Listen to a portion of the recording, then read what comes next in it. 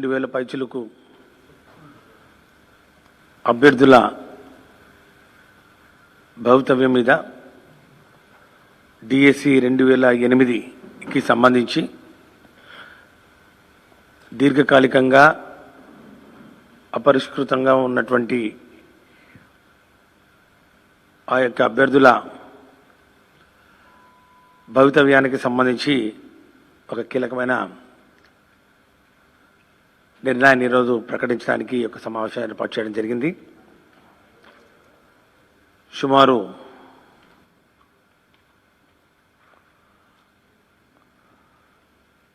13 సంవత్సరాలకు సంబంధించినటువంటి అంశం ఇది.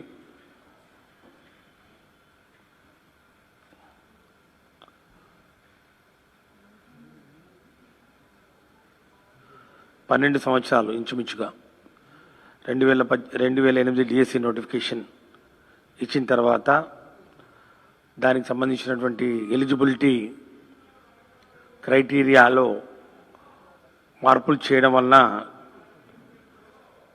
అవకాశాలు కోల్పోయినటువంటి బీఈడి విద్యార్థులు ఎవరైతే ఉన్నారో సుమారు 4000 పైచిలకు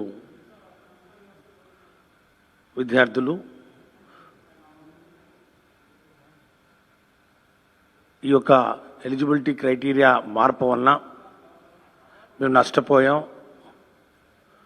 సుమారు 4000 పైచిలకు అభ్యర్థులు మేము ఉద్యోగ అవకాశాలను కోల్పోయాం. ఈ యొక్క డిఎస్సి ద్వారా మాకు న్యాయం చేయండి అని చెప్పి వాళ్ళు చేసినటువంటి 2008 డిఎస్సి నేను చెప్తున్నా. 2008 డిఎస్సి మీరు చెప్పిన తర్వాత మాట్లాడతాం. డిఎస్సి 2008 అంటే దివంగత నేత ప్రీతమ నాయకుడు డాక్టర్ వైఎస్ రాజశేఖర రెడ్డి గారి టైంలో ఎప్పుడు లేని విధంగా కని విని ఎరుగని రీతిలో సుమారు 50,000 పైచులకు మరి ఉద్యోగాలకు సంబంధించినటువంటి నోటిఫికేషన్ విడుదల చేసిన తర్వాత ఆ నియామకాల్లో జరిగినటువంటి ఇబ్బందుల వలన అంటే డిఈడి బీఈడి ఇద్దరికి ఎలిజిబిలిటీ పెట్టి దాని తర్వాత 30% ఓన్లీ డిఈడికి ఇచ్చి 70% వల్ల మళ్ళీ డిఈడి బీఈడి కలిసి ఆ యొక్క వేకెన్సీస్కి పోటీ చేయాలి. ఈ విధంగా మార్పుల వలన ఈ చేంజ్ ఆఫ్ ఎలిజిబిలిటీ క్రైటీరియా వలన బీఈడి స్టూడెంట్స్ వాళ్ళు అవకాశాలు కోల్పోయారు. దీనికి సంబంధించి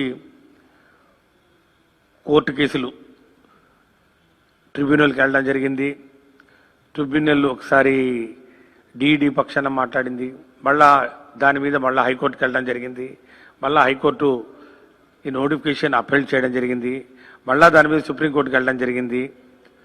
ఈ విధంగా కోర్టుల చుట్టూ 10 సంవత్సరాల పాటు ఈ యొక్క అంశం నాంచుల దూరానికి గురైన పరిస్థితి అందరికీ తెలుసు. అందరూ కూడా చాలా సానుభూతి చూపించారు. ఏదో ఒకటి చేయండి, వీరికి న్యాయం చేయండి అని. మరి అప్పుడు అధికారంలోకి వచ్చినటువంటి తెలుగుదేశం పార్టీ 2014లో వాళ్ళ ఎన్నికల్లో హామీలో భాగంగా ఎస్ మీకు 2008 డిఏ సంబంధించినటువంటి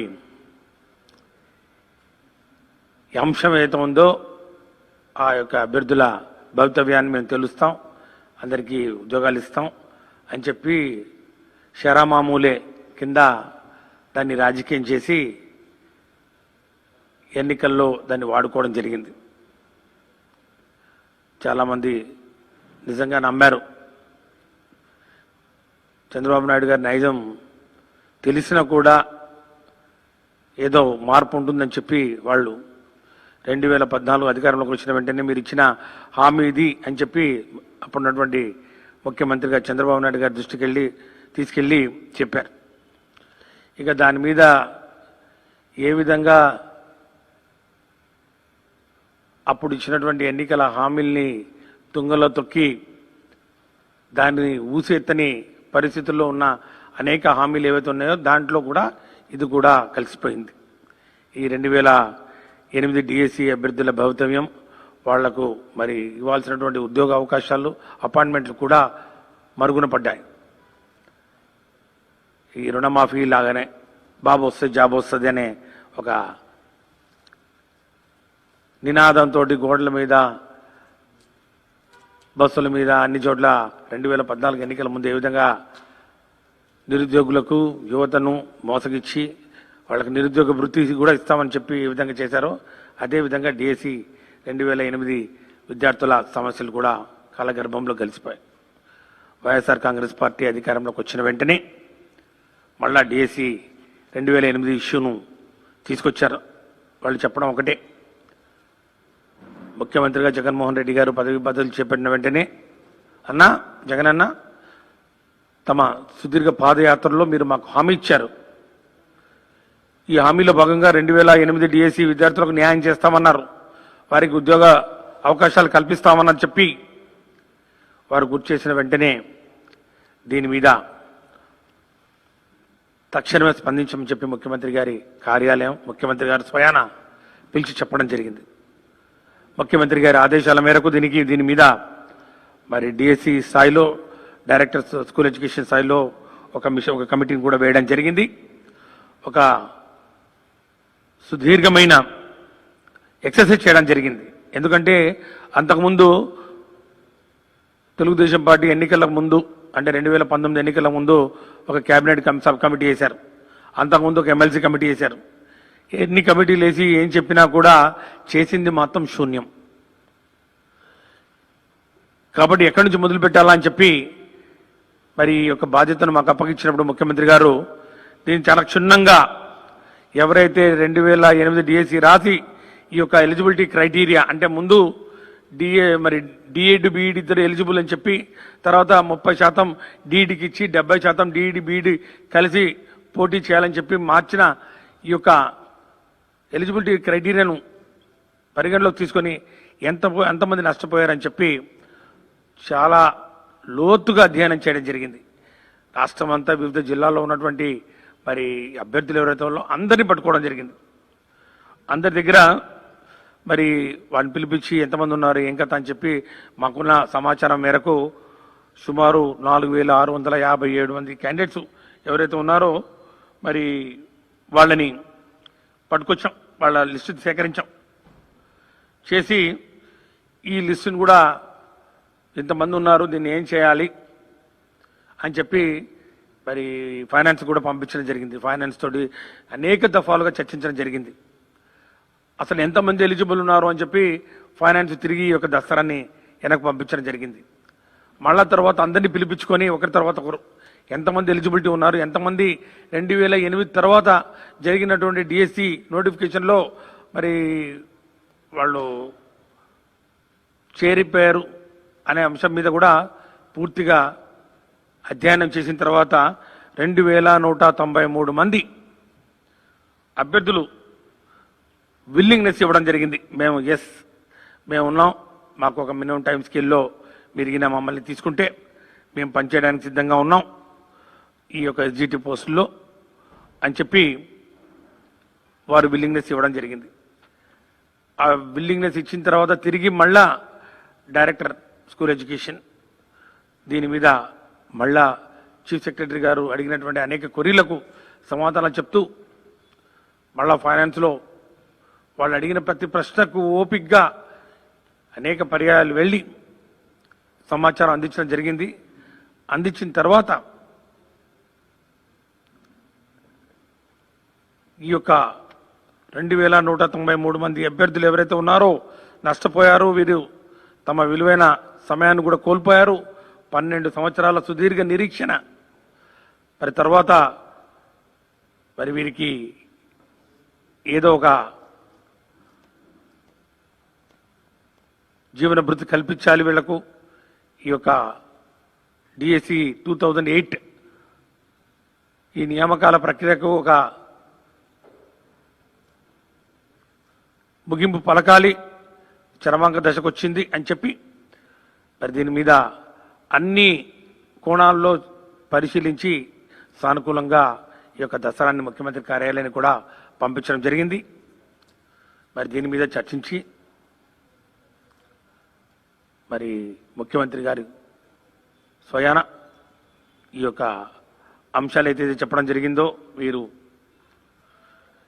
ఈ యొక్క 2193 మంది అభ్యర్థులు ఎవరైతే ఉన్నారో ఫైనాన్స్ క్లియర్ చేసినారో మరి ఆ మానవతా దృక్పథంతో ఒక ప్రత్యేకమైన పరిస్థితుల దృష్ట్యా దీనికి మాత్రమే వర్తించే విధంగా ఈ యొక్క 2008 డిఎస్సికి మాత్రమే వర్తించే విధంగా ప్రత్యేకమైన పరిస్థితుల్లో మానవతా దృక్పథంతో ఖచ్చితంగా ఈ 2193 మంది క్యాండిడేట్స్కు మినిమం టైం స్కేల్లో ఎస్జిటీలుగా తీసుకోవాలని చెప్పి సూత్రప్రాయంగా ముఖ్యమంత్రి గారు దీనికి ఆమోదం తెలిపారని చెప్పడానికి చాలా సంతోషిస్తున్నాం.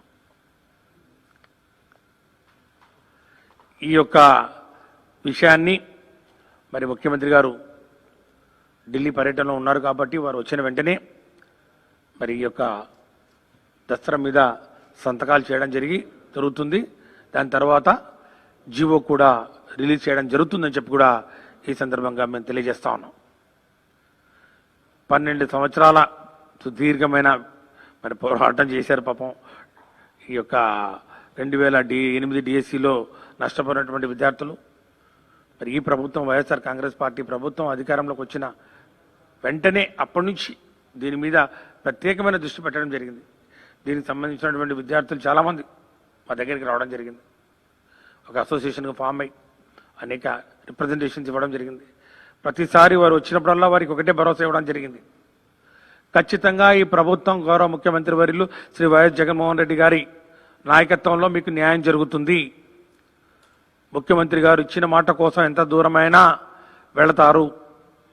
ముఖ్యంగా ఈ హామీ ఒక పాదయాత్రలో ఏదైతే ఇచ్చారో ఆ పాదయాత్రలో ఇచ్చిన హామీ ఎలక్షన్ మేనిఫెస్టోలో పెట్టింది కాదు. తెలుగుదేశం పార్టీ వాళ్ళు 2014 ఎన్నికల ఎలక్షన్ మేనిఫెస్టోలో పెట్టి ఏ విధంగా ముఖం చాటేశారో మనం చూసాం. అలా కాకుండా హామీ ఇచ్చారంతే పాదయాత్రలో. దాన్ని పట్టుకొని ఈరోజు పూర్తిగా అన్ని అంశాల్లో అన్ని కోణాల్లో ముఖ్యంగా ఈ న్యాయపరంగా ఎలాంటి చిక్కులు ఉండకూడదు, న్యాయపరంగా ఉన్నటువంటి కేసులు ఏవైతే ఉన్నాయో వాటన్నిటికీ సమాధానం చెప్తూ వాటన్నిటికీ ముగింపు పలుకుతూ సుప్రీంకోర్టులో కానివ్వండి, హైకోర్టులో కానివ్వండి, అడ్మినిస్ట్రేటివ్ ట్రిబ్యునల్లో కానివ్వండి, ఎక్కడున్నా కూడా వాటన్నిటినీ మరి పూర్తిగా సమాధానం చెప్పే విధంగా వాటికి ఈ యొక్క దస్త్రాన్ని తయారు చేస్తూ ఉన్నాం.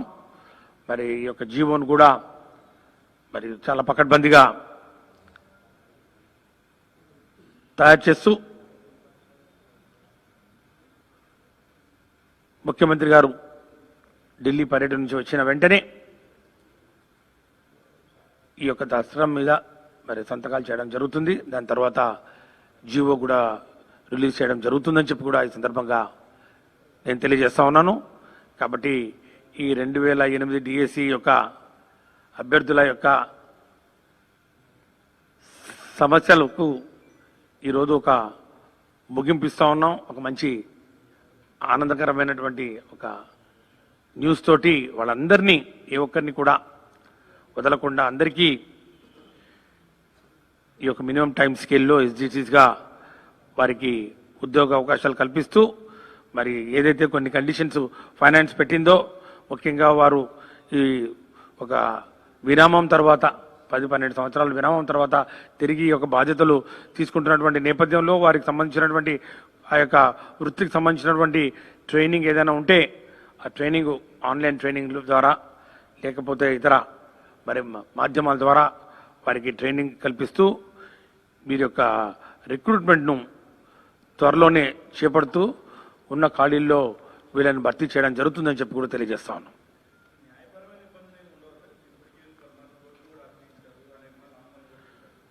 ఇప్పుడు ఎవరికి ఇబ్బంది కలగకుండా డిఈడి వాళ్ళు వాళ్ళకి ఇవ్వాల్సినటువంటి పోస్టు వాళ్ళకి ఇచ్చేసాం. వాళ్ళ యొక్క నోటిఫికేషన్ ప్రకారం మారిన నోటిఫికేషన్ ప్రకారం లబ్ధి పొందిన వాళ్ళు డిఈడి వాళ్ళు కాబట్టి డిఈడి వాళ్ళు లబ్ధి పొంది వెళ్ళిపోయారు.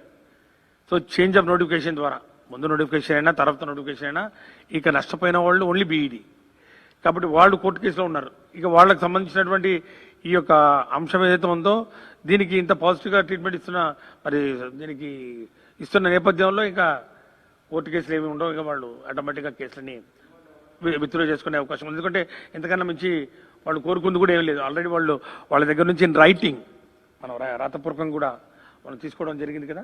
రాతపూర్వకంగా కూడా అందరూ రాసిచ్చారు. మేము ఈ యొక్క మినిమం టైం స్కేల్లో పనిచేయడానికి మేము సంసిద్ధంగా ఉన్నాం, మాకు ఇవ్వండి అని చెప్పి ఆశించిన తర్వాతనే ఈ యొక్క కార్యక్రమాన్ని ముందు తీసుకోవడం జరిగింది.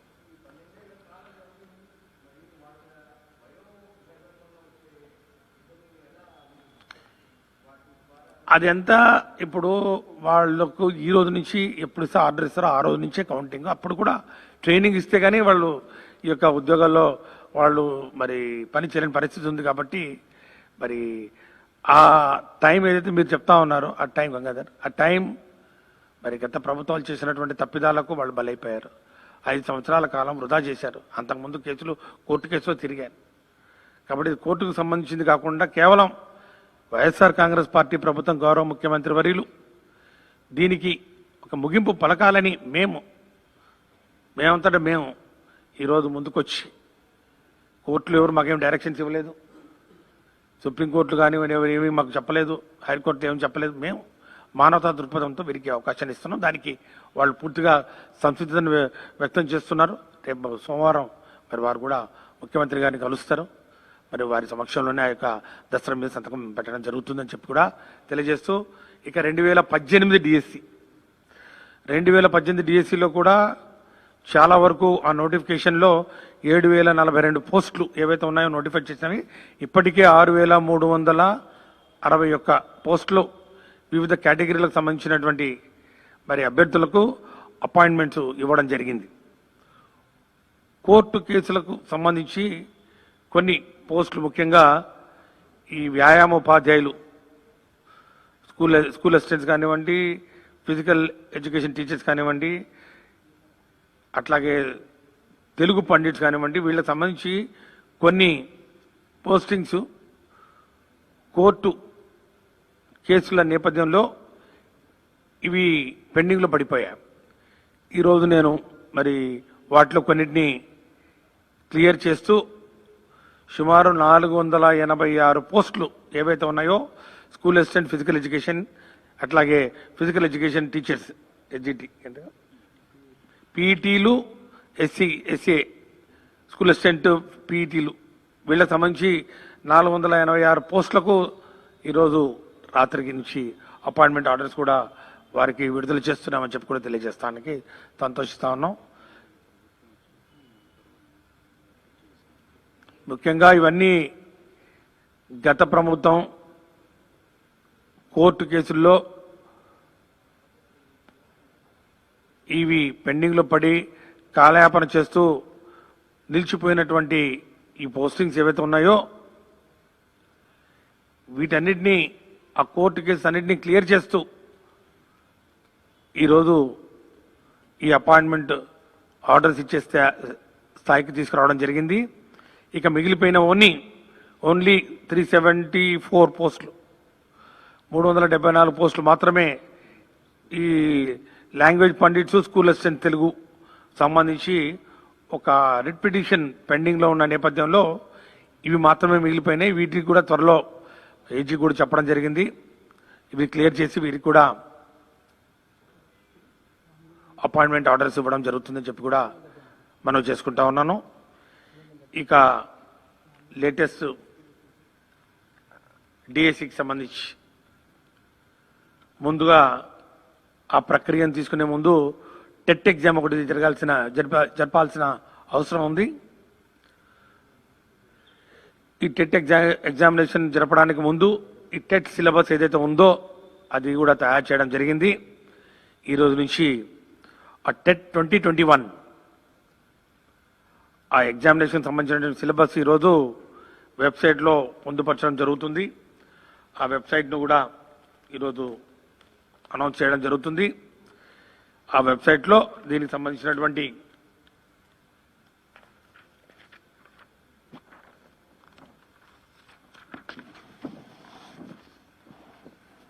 AP TET 2021 examination syllabus will be uploaded in aptet.apcfss.in, aptet.apcfss.in. ఈ వెబ్సైట్లో అది పొందుపరచడం జరుగుతుంది. దానికి సంబంధించినటువంటి హార్డ్ కాపీస్ కూడా ఇప్పుడు మీ అందరికీ ఇవ్వడం జరుగుతుంది. ఈరోజు అది కూడా ఓపెన్ చేయడం జరుగుతుంది.